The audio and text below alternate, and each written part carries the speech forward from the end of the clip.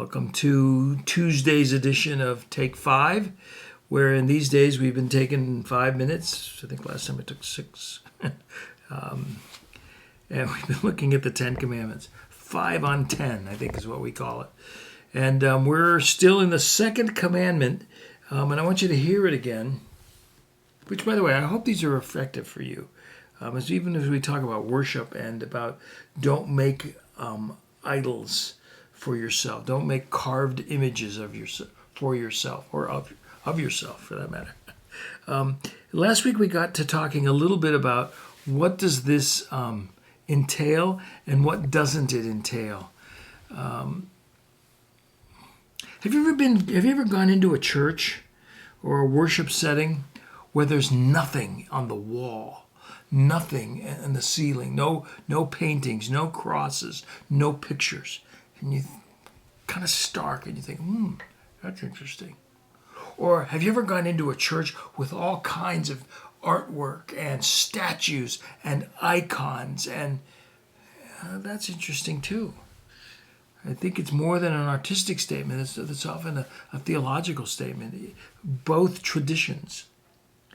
Some years ago, I was with my brother and sister-in-law. We were visiting some churches in France, and you noticed some interesting things in some of these churches is that a number of the statues of Mary, of Jesus, or whatever, a number of statues were smashed. They had their heads smashed off, or they were destroyed. And the more you looked into the history of it, you realized that these were from what was called the iconoclastic movement. There have been several throughout the history. The iconoclastic movement, which was sort of a post-Reformation movement there in Germany and in France, there in Europe. And what they were doing was they were destroying images. They were destroying the icons or the idols.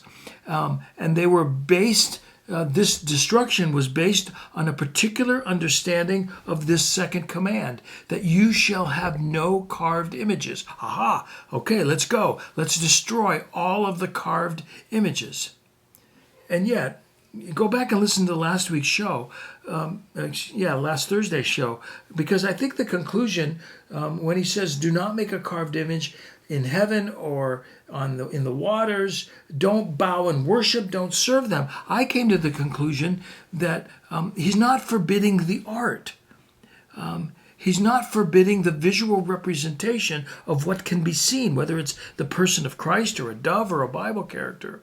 But he is forbidding the making and worshiping of those things, whether they're pagan idols or representations of what you cannot see, like God himself.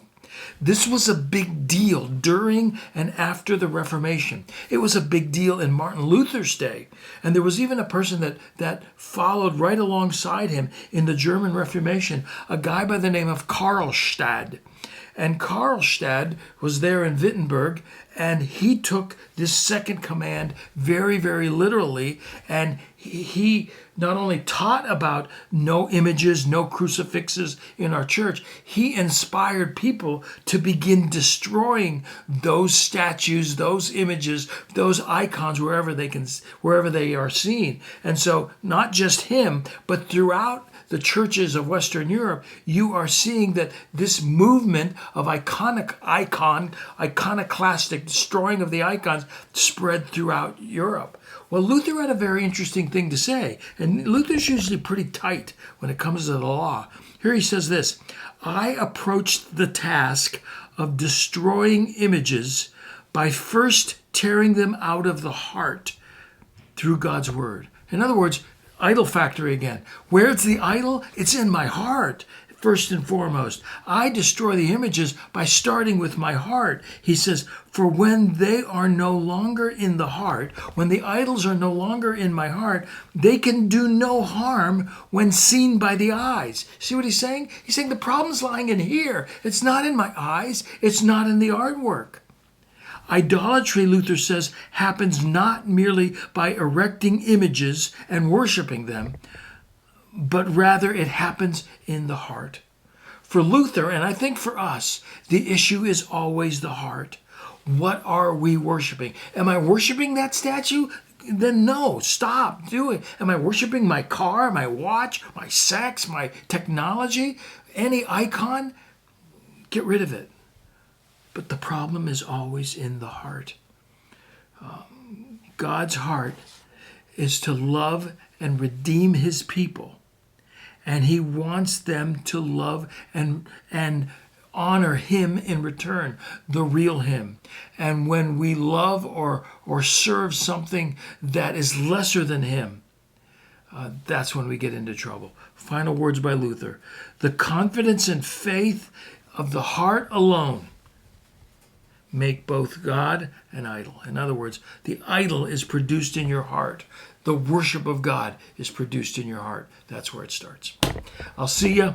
We're going to do one more thing on the command 2 on Thursday. As you'll see, we talked a little bit about the Lord visiting the second, third, fourth generations, and we're going to talk a little bit about what's that all about. Thursday. See ya. I'm out.